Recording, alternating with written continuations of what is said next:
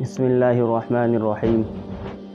بہت سارے حضرات کا یہ خیال ہوتا ہے کہ حالت حیض میں اگر عورت ہو اور اگر وہ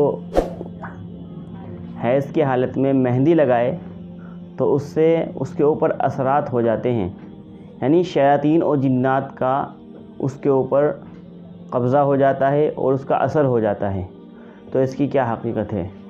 تو جاننا چاہیے کہ یہ بات بالکل غلط ہے۔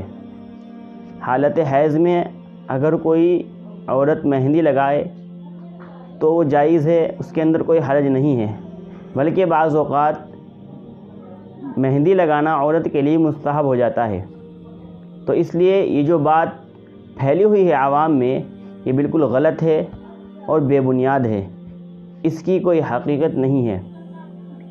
جو عورت ذکر و اذکار میں لگی رہتی ہے، نیک ہوتی ہے، اس کے اوپر شیاطین کا اور جنات کا اثر نہیں ہوتا۔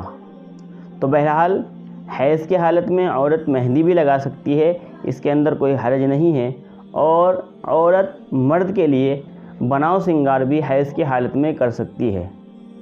حیض کی حالت میں عورت وہ تمام کام کر سکتی ہے سوائے نماز کے اور روزے کے، ایسے ہی قرآن پاک کو چھونے کے اور اس کو پڑھنے کے۔